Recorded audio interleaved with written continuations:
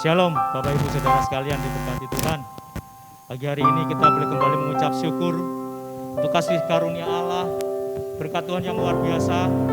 Kita boleh nikmati pagi hari ini dengan situasi yang tidak menentu saat ini, tapi kita boleh mengucap syukur kepada Tuhan. Kita boleh berada di rumahnya yang kudus ini untuk kita bersama-sama menikmati hadirat Tuhan, menghampiri tahtanya yang kudus. Allah kita baik, Allah kita sungguh baik. Terima kasih Tuhan, kami mengucap syukur untuk kasih setia-Mu. Kami menaikkan pujian hanya bagi Engkau Tuhan. Kami menaikkan segala hormat, puji syukur hanya bagi Engkau Tuhan. Haleluya Yesus, terima kasih Tuhan. Yesus Tuhan dan Allah kami, Engkau layak terima pujian. Yesus Tuhan dan Allah kami, Engkau layak terima pujian Tuhan. Engkau layak menerima pujian, hormat dan kuasa, sebab Kau telah ciptakan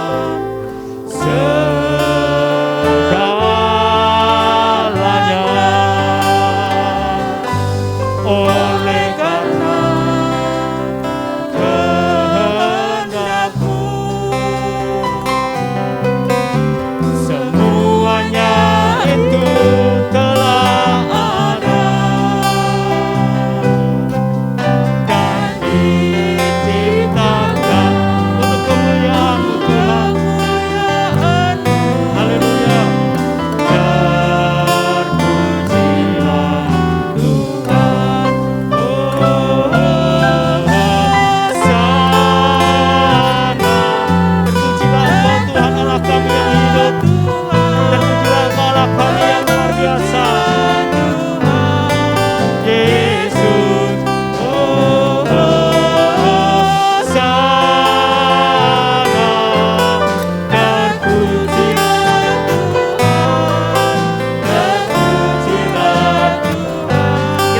Sama-sama, Yesus Tuhan dan Allah kami, Engkau layak terima pujian.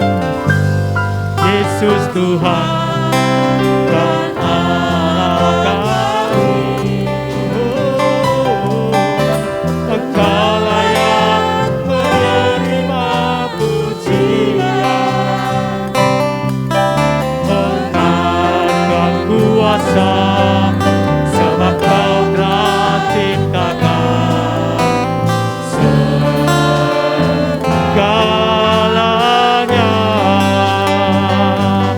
oleh karena kehendak-Mu. Semuanya itu telah ada, itu telah ada dan diciptakan untuk kemuliaan-Mu Tuhan.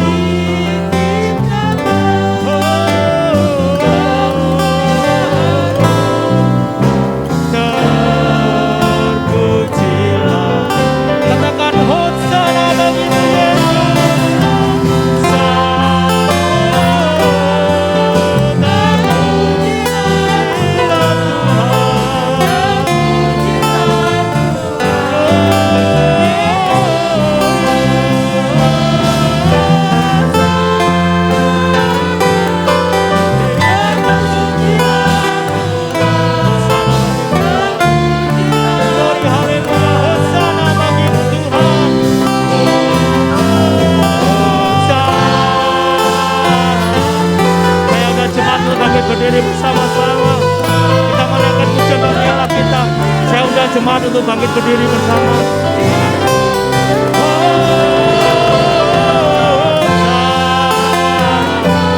Menyatakan kemuliaan-Mu Tuhan, kami menaikkan syukur kami bagi-Mu. Hosana bagi-Mu Tuhan.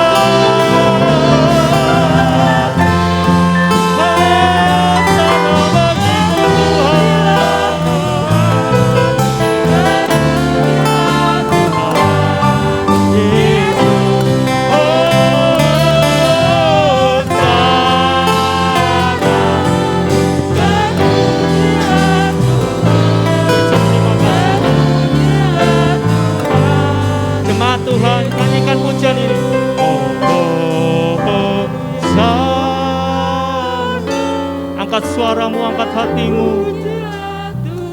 Bersorak-soraklah bagi Allah kita yang hidup. Oh, terima kasih Tuhan. Katakan Hosana.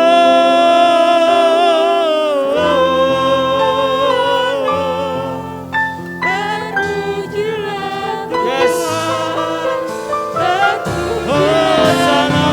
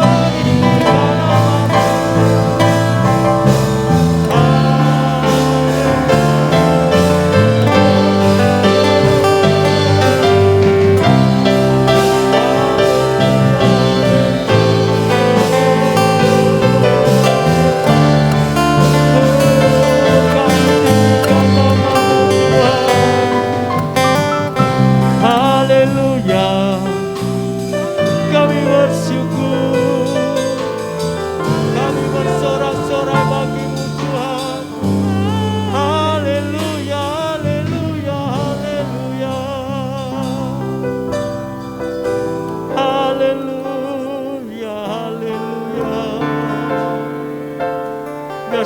lutut bertelut menyembah Tuhan, dan setiap lidah mengaku bahwa Yesus adalah Tuhan.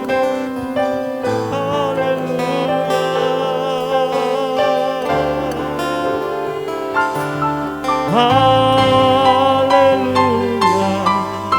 kami tinggikan nama-Mu Tuhan, kami tinggikan nama-Mu Yesus.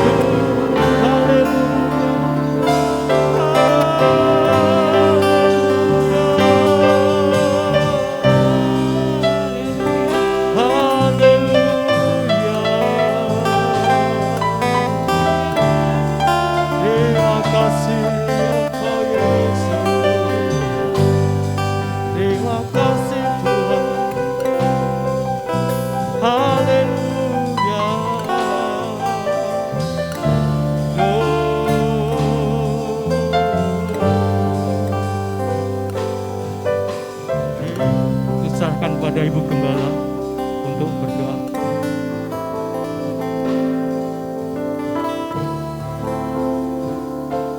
Terima kasih.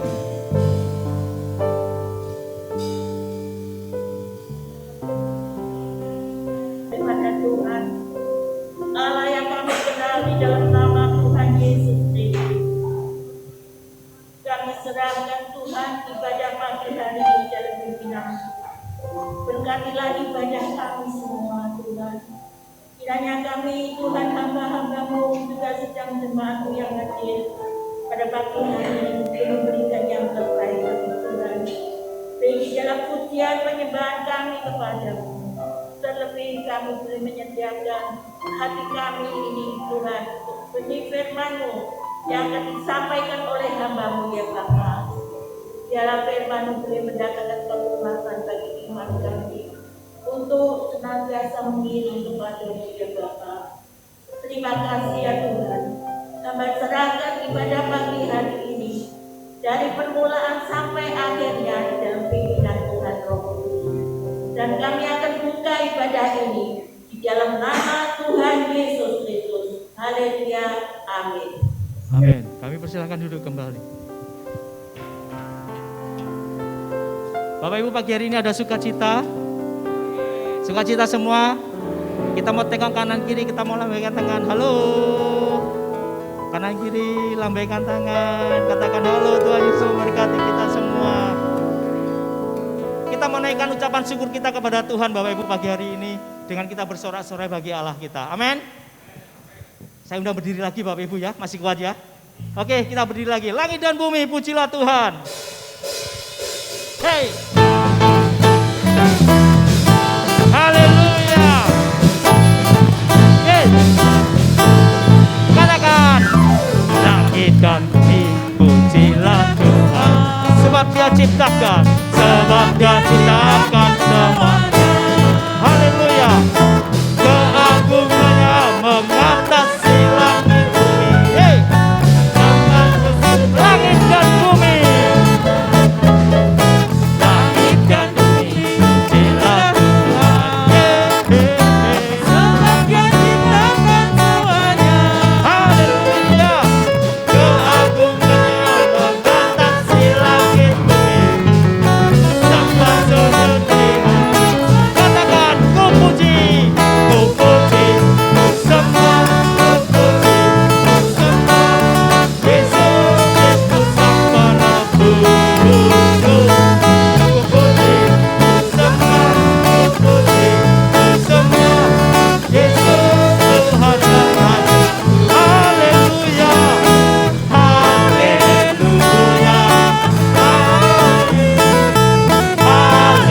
haleluya, amin, haleluya, amin, haleluya, amin. Langit dan bumi pujilah Tuhan. Hey, hey, tetap Dia ciptakan semuanya. Yes. Keagungannya mengatasi langit bumi. Sama sujud langit dan bumi. Langit dan bumi pujilah Tuhan. Sebab Dia ciptakan semuanya. Keagungannya mengatasi langit. Terima kasih Tuhan. Haleluya.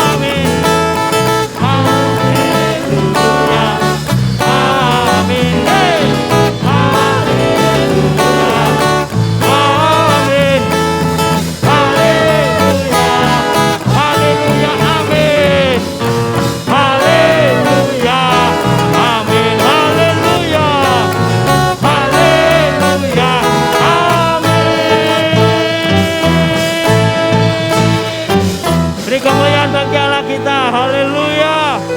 Kami silakan duduk kembali. Sungguh luar biasa Allah kita Bapak Ibu. Dia sungguh baik dalam hidup kita. Dan dia sangat baik dalam hidup kita. Di situasi saat ini, kita menghadapi satu perkara yang sangat luar biasa. Satu hal yang sangat kita boleh mengerti dan percaya bahwa Tuhan ada selalu di dalam hidup kita. Karena dia adalah satu-satunya Allah dalam hidup kita. Dia sungguh dan sangat baik buat kita. Mari kita akan memberi persembahan kepada Tuhan. Kita mau persiapkan dan kita mau berdoa kepada Tuhan. Ibu Ida akan berdoa untuk persembahan. Terima kasih. Tuhan Yesus, Allah Bapa kami yang bertahta dalam kerajaan surga, kembali pada pertengahan ibadah kami mengucap syukur Tuhan atas segala kebaikan dan pernyataan Tuhan. Hingga saatnya tiba kami akan memberikan yang terbaik bagi Engkau. Kiranya Engkau akan menguduskan persembahan kami ini, supaya persembahan kami ini boleh layak di hadapan Tuhan. Kau akan memberkati setiap kami Bapa. Berkati kami dengan kuasa Roh Kudus-Mu, supaya apa yang kami berikan ini benar-benar yang tulus dari hati kami. Amin. Terima kasih Bapa. Inilah persembahan kami yang sangat sederhana, yang kami persembahkan hanya dalam nama Tuhan Yesus Kristus. Kami berdoa dan mengucap syukur. Haleluya. Amin. Amin. Kita akan memberikan persembahan kepada Tuhan. Terima kasih. Terima kasih Tuhan Yesus. Engkau satu-satunya Allah dalam hidup kami Tuhan. Tiada Allah yang lain selain Engkau. Engkau yang menguasai, Engkau yang luar biasa dalam hidup kami.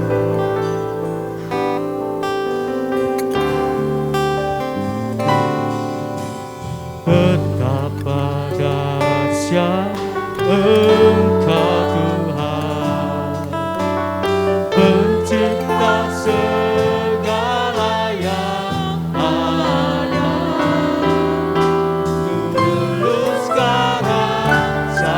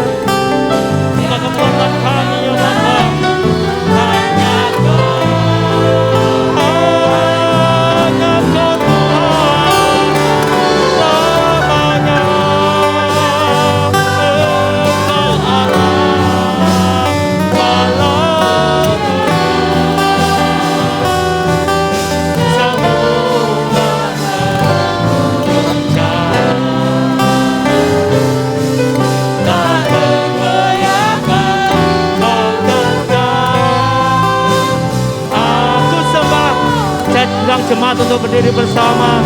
Katakan, ku sembah Kau Yesus. Hanya Engkau Allah di hidupku. Hanya Engkau Tuhan kami.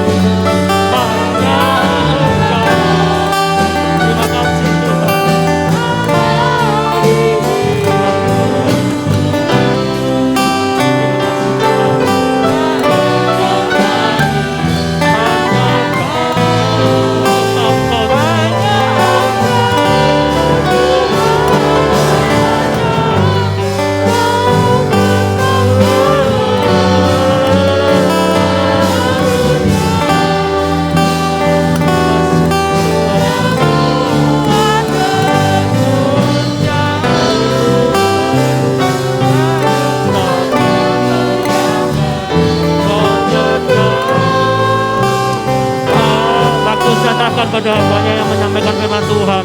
Kau tetap Allah.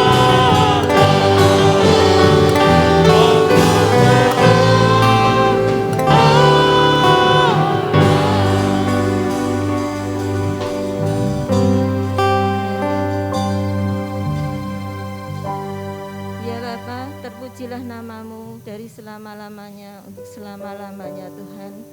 Engkaulah yang patut untuk kami tinggikan, kami muliakan di dalam kehidupan ini. Karena Engkaulah Allah Tuhan yang menciptakan langit dan bumi. Engkau adalah Allah kami. Biarlah namamu boleh senantiasa kami agung dan kami muliakan. Kami menyerahkan Tuhan untuk ibadah ini dari pertengahan sampai selesainya dalam pimpinan Roh Kudus-Mu Tuhan. Mari Tuhan berbicaralah kepada kami sesuai dengan apa yang isi hati-Mu bagi kami semua. Biarlah Tuhan Engkau akan menyertai kami semua untuk rindu akan firman-Mu, benar-benar memperhatikan apa yang Kau kehendaki untuk kami lakukan. Kami serahkan setiap Tuhan kami dalam pimpinan-Mu. Nah, dalam nama Tuhan Yesus Kristus kami bersama berdoa. Haleluya. Amin. Shalom. Silahkan duduk. Puji nama Tuhan. Ya.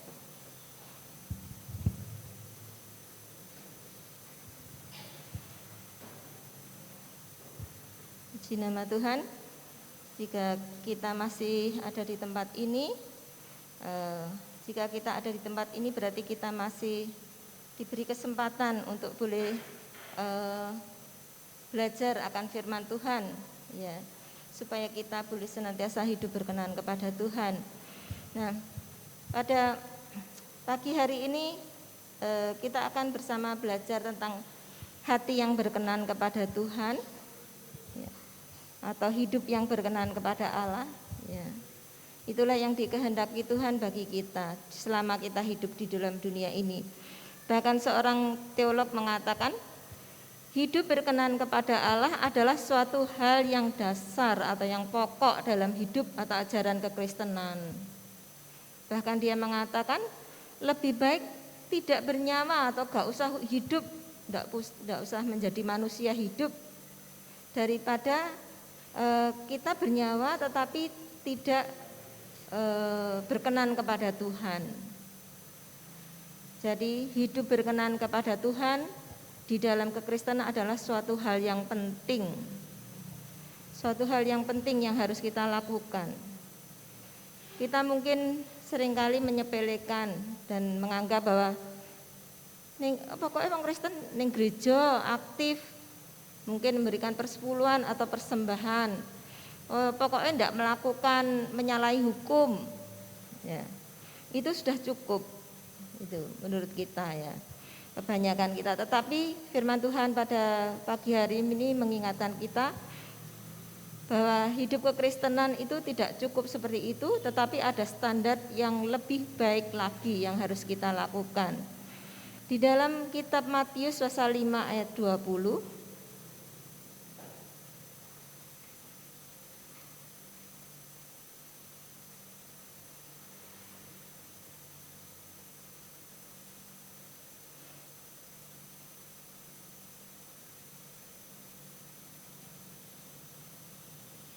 Matius pasal 5 ayat 20, Tuhan Yesus mengatakan demikian. Maka aku berkata kepadamu, jika hidup keagamaanmu tidak lebih benar daripada hidup keagamaan ahli-ahli Taurat dan orang-orang Farisi, sesungguhnya kamu tidak akan masuk ke dalam kerajaan surga. Jadi jangan menganggap kalau kita wis Kristen itu mesti masuk surga. Firman Tuhan tidak menjamin seperti itu. Tetapi apabila keagamaan kita tidak lebih baik dari orang Farisi dan orang ahli Taurat, katanya kamu tidak akan masuk dalam kerajaan surga, kata Tuhan. Nah, padahal kalau kita melihat ahli Taurat dan orang-orang Farisi adalah seorang yang luar biasa. Mungkin kita banyak ya, tidak seperti mereka, kalah dari mereka. Orang Farisi dan ahli Taurat itu adalah pengajar-pengajar. Kalau pengajar tentunya dia hafal Alkitab atau pada waktu itu Taurat ya, orang Yahudi, dan dia pelindung Taurat juga ya. Bahkan dia juga adalah seorang misi, mereka adalah seorang misionaris yang artinya berusaha untuk membawa orang-orang itu menjadi orang Yahudi. Makanya agama Yahudi kalau pada zaman Tuhan Yesus, Rasul Paulus kan ada di mana-mana, ada di Yunani, di lingkungan sekitar. Ketika hari Pentakosta itu di situ ada banyak bangsa-bangsa yang lain ya. Nah, karena orang-orang Yahudi ini juga seorang yang misionaris. Bahkan mereka juga menunggu kedatangan Mesias, menanti-nantikan kedatangan Mesias. Tetapi dikatakan oleh Tuhan kita harus lebih mempunyai standar yang lebih. Seperti apakah itu? Kalau kita membaca salah satunya seperti ini dalam ayat 21. Kamu telah mendengar yang difirmankan kepada nenek moyang kita, jangan membunuh. Siapa yang membunuh harus dihukum. Tetapi aku berkata kepadamu, setiap orang yang marah terhadap saudaranya harus dihukum. Siapa yang berkata kepada saudaranya kafir harus dihadapkan ke mahkamah agama. Dan siapa yang berkata jahil harus diserahkan ke dalam neraka yang menyala-nyala. Kita sambung ayat 27 ya. Kamu telah mendengar firman, jangan berzina. Tetapi aku berkata kepadamu, setiap orang yang memandang perempuan serta menginginkannya sudah berzina dengan dia di dalam hatinya. Jadi standar kekristenan adalah bukan semata-mata seperti melaksanakan hukum. Ya, seperti orang-orang Yahudi, mereka melaksanakan hukum taat, tetapi tidak tahu. Bahkan Tuhan Yesus menegur, kamu itu seperti kuburan itu loh, yang putih terkapur luarnya, tetapi di dalamnya ada bangkai. Ya. Kekristenan juga seperti itu. Tuhan Yesus tidak ingin bahwa kita itu baik itu hanya di luar. Ketoke rajin ning gereja, ketoke memberi perpuluhan, ketoke baik. Tetapi di dalam hatinya itu busuk ya. Nah, inilah yang dikehendaki Tuhan, bahwa kita mempunyai standar kekristenan yang berbeda dengan apa yang ada di dalam dunia ini. Bukan seorang yang religius ya, tetapi seorang yang benar-benar mempunyai Tuhan hidup di dalam hati kita. Itulah yang dikatakan hidup yang berkenan kepada Tuhan. Dan juga kalau kita membaca di dalam Matius pasal 7 ya. Jadi banyak orang berpikir asal kita ke gereja ya. Kan kita sudah melayani Tuhan. Nah, apakah itu menjadi jaminan bahwa kita bisa masuk dalam kerajaan surga? Matius pasal 7 ayat 21 sampai 23.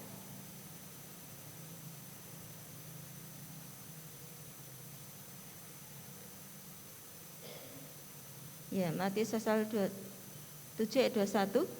Bukan setiap orang yang berseru kepadaku, Tuhan, Tuhan, akan masuk ke dalam kerajaan surga, melainkan dia yang melakukan kehendak Bapa-Ku yang di surga. Pada hari terakhir banyak orang akan berseru kepadaku, Tuhan, Tuhan, bukankah kami bernubuat demi namamu dan mengusir setan demi namamu dan mengadakan banyak mujizat demi namamu juga? Pada waktu itulah aku akan berterus terang kepada mereka dan berkata, aku tidak pernah mengenal kamu, enyahlah daripadaku, kamu sekalian pembuat kejahatan. Ya. Nah, firman Tuhan sangat keras ya. Firman Tuhan sangat dalam buat kita ya. Bahkan orang yang menyebut Tuhan, Tuhan artinya dia kan sering ke gereja, akhirnya sering berdoa mungkin ya. Nah, dan bahkan dia bisa mengusir setan, bisa mengadakan mujizat luar biasa ya. Tetapi Tuhan mengatakan aku tidak mengenal kamu. Dan Tuhan tidak menerima dalam kerajaannya, bahkan mengusirnya. Karena apa? Mereka adalah pembuat kejahatan, artinya tidak melakukan yang benar di hadapan Tuhan, tidak melakukan apa yang dikehendaki Tuhan dalam kehidupannya. Ya, dalam Rasul Paulus juga di dalam 1 Korintus pasal 10 ayat 31, di situ dia menekankan bahkan sangat ekstrim ya, yang harus kita lakukan sebagai orang Kristen. 1 Korintus pasal 10 ayat 31.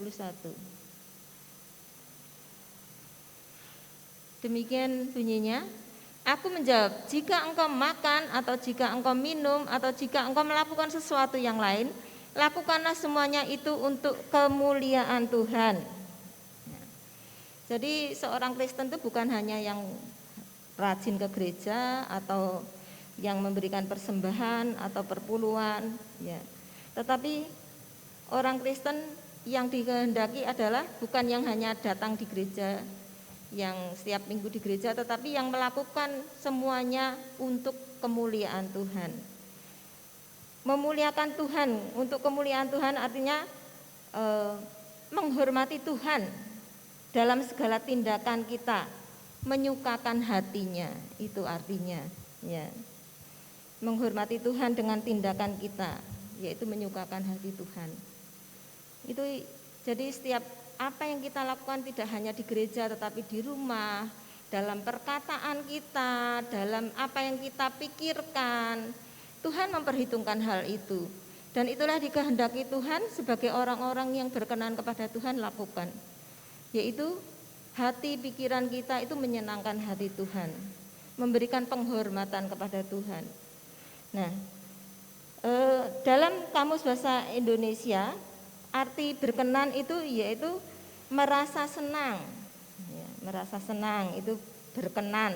Tuhan berkenan, Tuhan merasa senang. Itu artinya. Atau juga dengan segala senang hati. Contohnya, kiranya Bapak berkenan maju ke depan, maksudnya dengan senang hati mau maju ke depan gitu ya. Kalau tapi dalam Alkitab, dalam Perjanjian Lama dan Perjanjian Baru itu ditulis dengan banyak kata, dengan banyak arti juga. Dalam Perjanjian Lama ada 101 kata berkenan, dan dalam Perjanjian Baru ada 54 kata berkenan. Ya, banyak ya, artinya kita harus hidup berkenan kepada Tuhan. Dan di antaranya yaitu dalam bahasa Ibraninya berkenan itu ditulis dengan kata ratsah, yang artinya berusaha menyenangkan dengan cara apapun agar mendapat kasih karunia supaya Tuhan menerima. Itu dari kata ratsah. Dari kata yatab, seorang yang mengusahakan hidupnya untuk menjadi lebih baik dan lebih sempurna dengan melakukan pekerjaan-pekerjaan yang baik agar dapat menyenangkan dan membuat hati Tuhan itu bahagia. Lalu damah, seorang yang mengusahakan dirinya untuk menjadi serupa dengan apa yang Tuhan kehendaki. Ini hampir sama dengan yang di dalam bahasa Yunani katah ya, yaitu serupa dengan Kristus dalam cara berpikir. Jadi serupa dengan apa yang dikehendaki Tuhan. tingkah laku dan perbuatan. Lalu kata Ahab yang artinya kasih karunia Allah kepada manusia. Arep, seorang yang berkenan di hati Allah, seorang yang berusaha menjaga sikapnya agar selalu menyenangkan hati Allah. Kanan, itu artinya seorang yang mencari bahkan mengejar kasih karunia Allah atas hidupnya dengan sangat memohon belas kasihan Tuhan atas hidupnya. Jadi kalau disimpulkan dalam perjanjian lama itu artinya suatu usaha manusia dengan sungguh-sungguh untuk mendapatkan kasih karunia Tuhan dengan hidup menyenangkan Tuhan itu ya. Tapi kalau dalam bahasa Yunaninya lebih berbeda artinya ya. Ada kata dokimaso, artinya seorang yang telah teruji dan berhasil melewati ujian yang diperhadapkan kepadanya. Lalu ada kata apodeikumi atau euretos, ini sama artinya seorang yang memiliki integritas dan mampu mengakui kesalahannya dengan rendah hati. Lalu yang lainnya tauta, seorang yang menjalani hidup dengan cara pandang yang sama seperti yang Tuhan inginkan ya. Jadi sama tadi dengan kata ya yang ditulis yang lain. Juga isos, seorang yang kualitas dan kuantitas hidupnya setara dan sejajar dengan kehendak Allah. Lalu ada proneo yang artinya seorang yang mau berusaha, tidak memiliki pengertian, memiliki hati yang bijaksana, memiliki hati seorang yang mau berusaha untuk memiliki pengertian, memilih hati bijaksana, memiliki pikiran kepadanya, pengertian yang sama seperti Allah, itu proneo. Dan areskeia artinya seorang yang berkenan di hati Allah, seorang yang memiliki kerinduan untuk menyenangkan hati Allah. Jadi kalau disimpulkan lebih ke seorang yang terbukti ya berintegritas, terbukti bahwa dia itu dalam permasalahannya, dalam kehidupannya itu adalah seorang yang hidup berkenan kepada Tuhan, menyenangkan hati Tuhan, senantiasa hidup sesuai dengan apa yang dikehendaki Tuhan, seperti itu ya dalam kalau disimpulkan ya. Nah, dalam hal hidup berkenan kepada Tuhan ini kita akan bersama belajar kepada Daud yang tertulis dalam Kisah Para Rasul pasal 13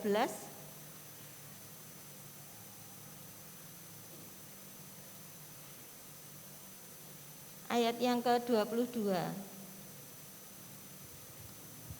Ya.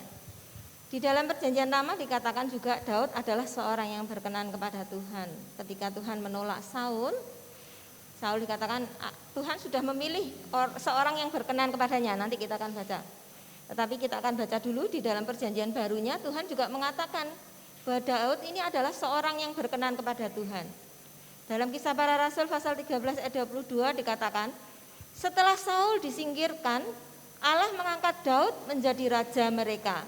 Tentang Daud, Allah telah menyatakan, aku telah mendapat Daud bin Isai, seorang yang berkenan di hatiku dan yang melakukan segala kehendakku.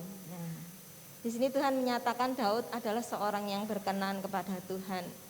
Nah, kita akan bersama belajar kepada Daud ini. Ya, bagaimanakah hidup yang berkenan kepada Tuhan itu? Kita akan melihat di dalam Mazmur pasal 18.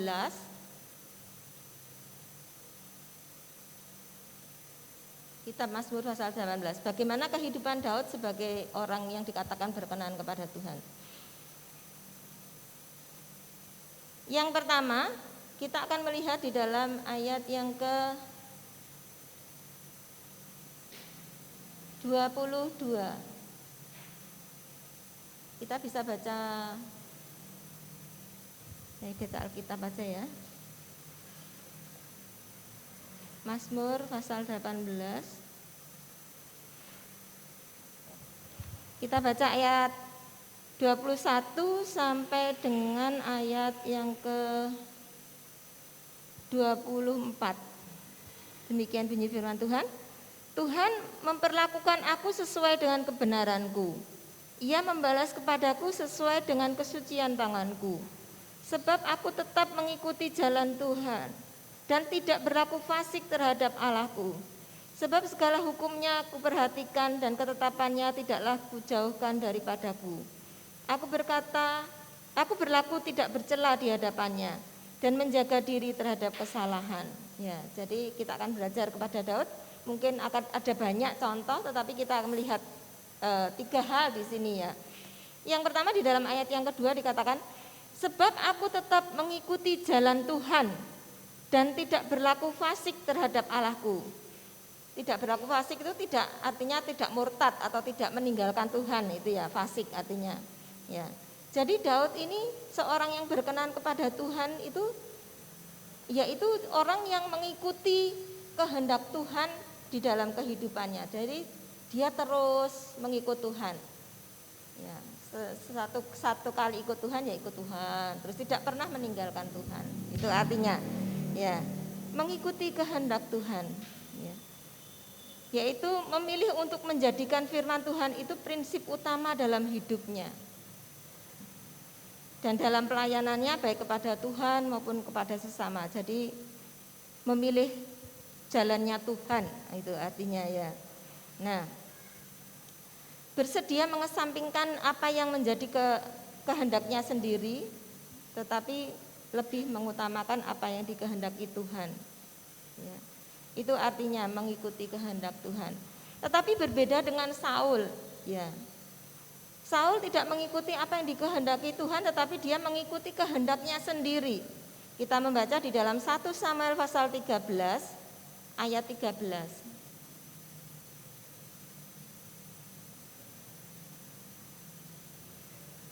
Dalam 1 Samuel pasal 13 ayat 13, demikian bunyi firman Tuhan. Kata Samuel kepada Saul, perbuatanmu itu bodoh. Engkau tidak mengikuti perintah Tuhan Allahmu yang diperintahkannya kepadamu.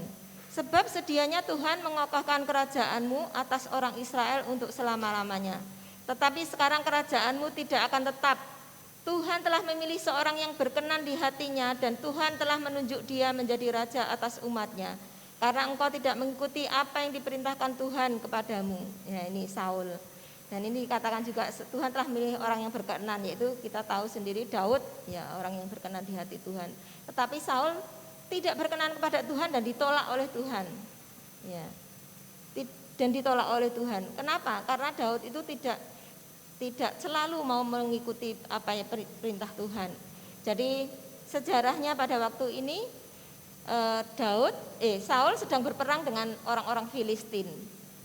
Tetapi ketika orang Filistin itu mengepung, dia merasa takut.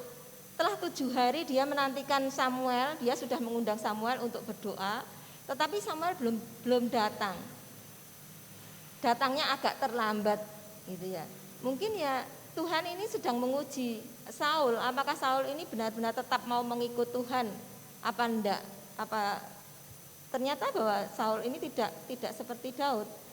Dia tidak mau terus mengikuti apa yang Tuhan kehendaki.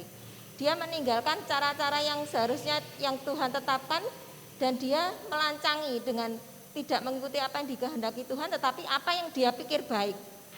Akan sama saja Samuel dengan saya juga raja, mungkin seperti itu di dalam hatinya. Kalau Samuel bisa mempersembahkan korban untuk Tuhan, saya juga bisa, ya gitu. Tetapi apa yang dikehendaki Tuhan itu tidak seperti itu, ya. Oleh sebab itu biarlah kita hati-hati ya. Janganlah kita menjadi orang yang ditolak oleh Tuhan karena kita tidak mentaati apa yang dikehendaki Tuhan itu. Ya. Menurut kita, pikiran kita, oh ini kan benar, ini kan baik. Tapi apakah itu berkenan kepada Tuhan apa enggak gitu. Harus kita lihat gitu. Kita harus mengetahuinya. Dan hal ini bisa kita tahu kalau kita senantiasa mendengar firman Tuhan, kita melakukan firman Tuhan, kita dekat intim dengan Tuhan, itu kita akan tahu ya apa yang Tuhan kehendaki dan apa yang Tuhan tidak kehendaki. Kemudian yang kedua, di dalam ayat yang ke-20 Mazmur tadi ya 18 ayat 24. Aku berlaku tidak bercela di hadapannya dan menjadikan ayat 23 ya. Sebab segala hukumnya kuperhatikan dan ketetapannya tidaklah kujauhkan daripadaku. Sebab aku tetap mengikuti jalan Tuhan. Ya. Artinya apa? Daud ini adalah orang yang melakukan perintah Tuhan itu dengan tepat. Ya. Orang yang diberkenan Tuhan adalah orang yang sungguh-sungguh dan segera dalam melaksanakan apa yang diperintahkan Tuhan. Ya. Dengan tepat seperti yang dikatakan oleh Tuhan. Tidak mungkin kita menjadi Kristen tetap percaya pada Tuhan, tetapi kadang-kadang kita tidak melakukan semuanya. Seperti orang ahli Taurat dan orang Farisi juga ditegur oleh Tuhan. Kamu melakukan yang ini, kamu tidak melakukan yang itu. Ya. Apakah kita juga seperti itu, sering memilih-milih yang enak ini, sehingga aku nggak bisa melakukan, aku tidak mau melakukan. Ya.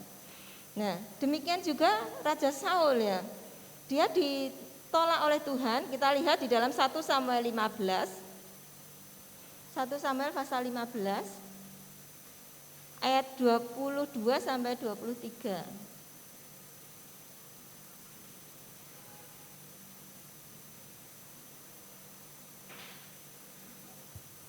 Samuel 15 ayat 1 Samuel 15 ayat 22 sampai 23. Tetapi jawab Samuel, apakah Tuhan itu berkenan kepada korban bakaran dan korban sembelihan sama seperti kepada mendengarkan suara Tuhan? Sesungguhnya mendengarkan lebih baik daripada korban sembelihan, memperhatikan lebih baik daripada lemak domba-domba jantan. Sebab pendurhakaan adalah sama seperti dosa bertenung dan kedegilan adalah sama seperti menyembah berhala dan terafim. Karena engkau telah menolak firman Tuhan, maka ia telah menolak engkau sebagai raja. Jadi sejarahnya pada saat ini, kejadian ini, Raja Saul itu diperintahkan oleh Tuhan untuk menumpas bangsa Amalek yang sangat besar kejahatannya. Raja Saul memang ke sana, Raja Saul memang sedang memerangi, tetapi dia tidak mengerjakan tepat seperti apa yang dikatakan Tuhan. Karena apa?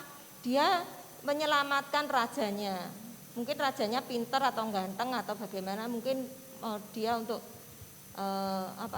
kalau berperang nanti piye carane gitu mungkin. Entah apa yang menjadi pemikiran Raja Saul. Rajanya gak dibunuh. Lalu lembu yang tambun, domba yang tambun juga tidak dibakar, tidak dimusnahkan. Ya. Akhirnya Tuhan datang melalui Samuel ini dan menegur, ya, bahwa Tuhan itu tidak berkenan. Ya memang Tuhan suka kalau kita memberikan persembahan. Dia katakan, loh itu kok tidak dibunuh domba-domba sapi. Dia katakan, oh aku mau memberikan persembahan buat Tuhan. Lalu Samuel mengatakan, apakah Tuhan berkenan dengan lembu sapi itu lebih dari mendengarkan Tuhan? Jadi ada ya orang yang berbuat dosa, berbuat jahat, lalu kita amal untuk menebus dosa kita. Bagi Tuhan tidak ada, tidak berkenan itu. Tuhan tidak suka. Apa artinya itu semuanya itu? Tidak disukai oleh Tuhan. Tuhan tidak berkenan. Tuhan lebih berkenan apabila kita mendengarkan firman-Nya, bukan persembahan kita. Ya. Tetapi hati kita, itu yang dikehendaki Tuhan. Hati yang taat kepada Tuhan. Ya. Nah, tetapi Daud berbeda, adalah orang yang melakukan perintah Tuhan itu dengan tepat. Jadi janganlah kita melakukan firman Tuhan itu apa yang menyenangkan hati kita, tetapi apa yang dikatakan Tuhan itu yang harus kita lakukan. Dan kemudian yang ketiga, di dalam ayat yang ke-24, aku berlaku tidak bercela di hadapannya dan menjaga diri terhadap kesalahan. Nah, di sini kita melihat orang yang hidup berkenan kepada Tuhan, yaitu Daud. Hidupnya itu suci di hadapan Tuhan. Dia berusaha untuk tidak bercela di hadapan Tuhan, untuk tidak menyakiti hati Tuhan. Ya. Contohnya juga Yusuf, ya. Yusuf ketika di Mesir di dalam Kejadian pasal 39 ayat 7 sampai 12 itu bisa kita lihat di rumah nanti ya. Nah, Dalam menghadapi godaan istri Potifar, ya, Yusuf selalu berusaha untuk menjaga dirinya. Apakah aku akan menyakiti hati Tuhan untuk menyenangkan hatimu, ya, untuk menyelamatkan diriku, mungkin seperti itu juga. Kalau dia tidak taat kepada istri Potifar, akhirnya dipenjara. Tetapi dia lebih memilih untuk menjaga hati Tuhan, untuk tetap teguh di dalam imannya, untuk tidak menyakiti hati Tuhan, untuk tidak mencemari hidupnya. Ya. Inilah yang dikehendaki Tuhan. Tetapi berbeda dengan Saul yang tidak berkenan di hadapan Tuhan. Kita lihat di dalam 1 Samuel 28 ayat 7.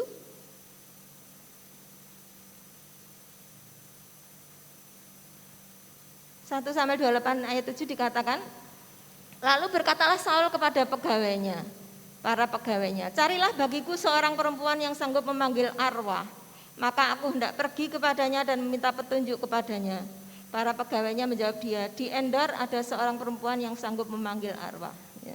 Jadi ketika dia sudah berdosa, dia sudah dihukum oleh Tuhan dengan ditinggalkan, tetapi dia tidak bertobat, tetapi dia justru pergi ke para petenung peramal ini yang tidak dikehendaki oleh Tuhan, tidak menjaga hidupnya untuk benar-benar hidup suci, tetapi justru menyakiti hati Tuhan dengan mencari yang lain, pertolongan yang lain.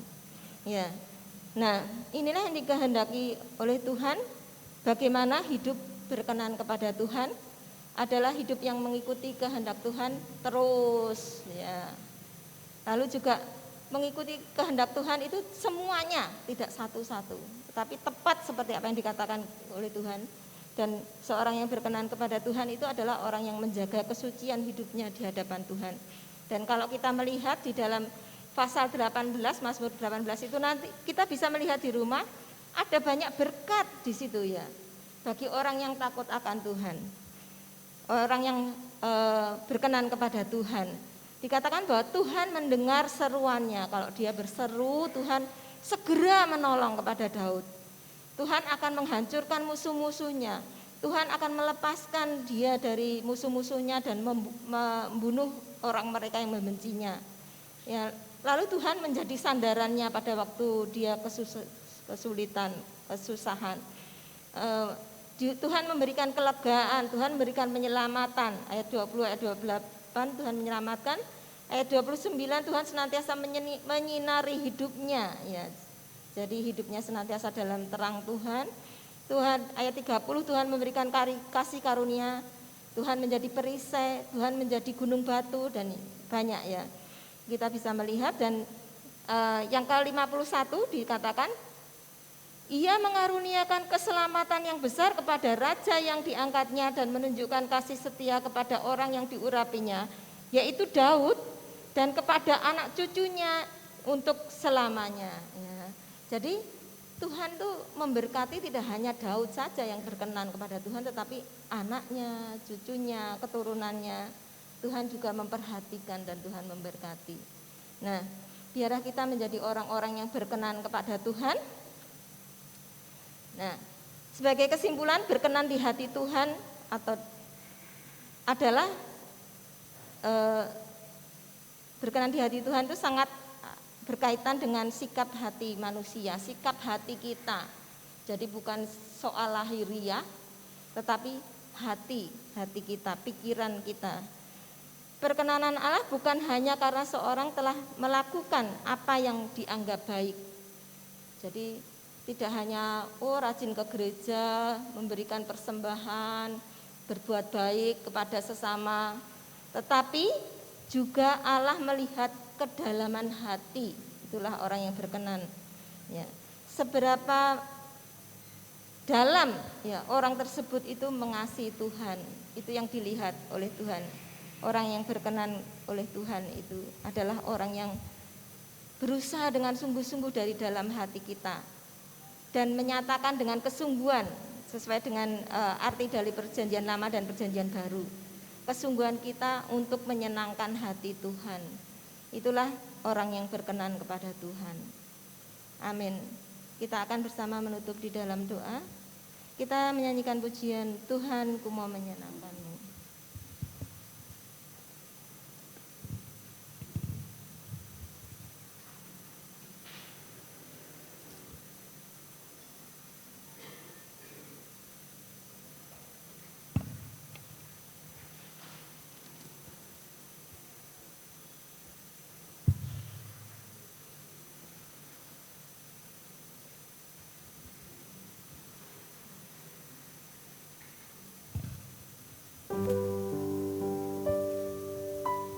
kita semua berdiri, kita akan mengakhiri ibadah kita.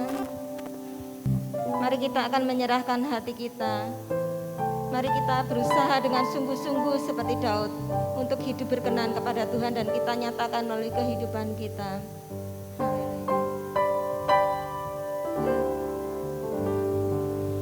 Ku mau menyenangkan-Mu, Tuhan, bentuklah hati ini jadi bejana untuk hormat-Mu, cemerlang bagai emas murni. Tuhan, murahkan hatiku, semua ku berikan padamu. Kuduskan hingga kudus selalu, agar aku menyenangkan-Mu, menyenangkan-Mu, menyenangkan-Mu,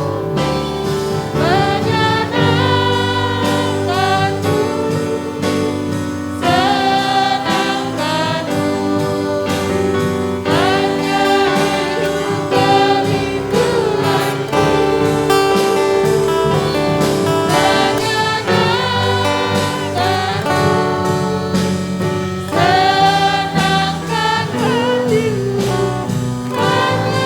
itu kerinduanku. Tuhan, ku mau menyenangkan-Mu.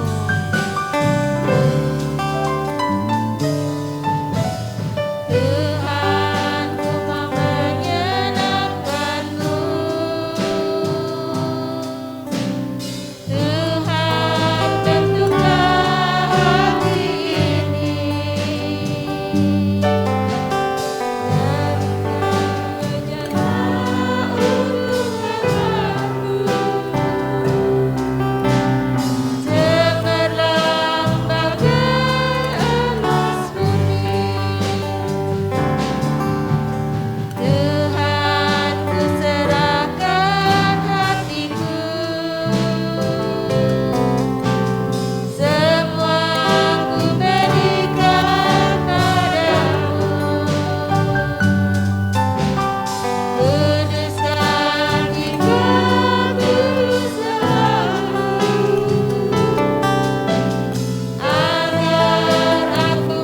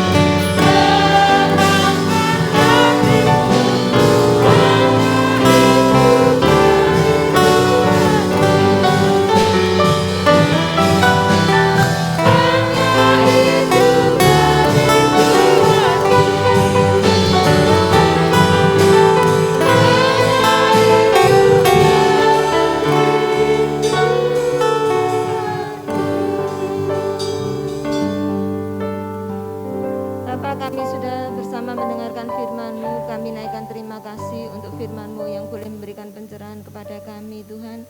Biarlah seperti pujian ini menyenangkan hati Tuhan adalah menjadi satu-satunya kerinduan di dalam hidup kita, hidup kami semua, sehingga kami boleh berkenan kepadamu, Tuhan. Kiranya Tuhan akan meteraikan firman-Mu setiap dalam hidup, hati, pikiran setiap kami, Tuhan. Untuk kami boleh senantiasa hidup berkenan kepadamu sesuai dengan teladan kami, Tuhan. di dalam Alkitab. Biarlah Tuhan akan menolong kepada kami untuk senantiasa bersungguh-sungguh Tuhan untuk menjadi orang-orang yang berkenan kepadamu. Terima kasih Bapa, kiranya Tuhan akan memberkati seluruh sidang jemaat-Mu yang telah hadir pada pagi hari ini. Hanya dalam nama Tuhan Yesus Kristus kami mengucap syukur. Tangan untuk menerima doa berkat. Tuhan memberkati engkau dan melindungi engkau. Tuhan menyinari engkau dengan wajah-Nya dan memberikan engkau damai sejahtera-Nya. Tuhan menghadapkan wajah-Mu dan memberikan engkau damai sejahtera-Nya. Marilah kita akan bersama-sama pulang dengan berkat rahmat dari Allah Bapa, kasih damai sejahtera dari Tuhan Yesus, persekutuan dengan Roh Kudus menyertai kami sekalian, mulai saat ini sampai Maranatha. Dalam nama Tuhan Yesus Kristus kami peralaskan doa. Haleluya, amin.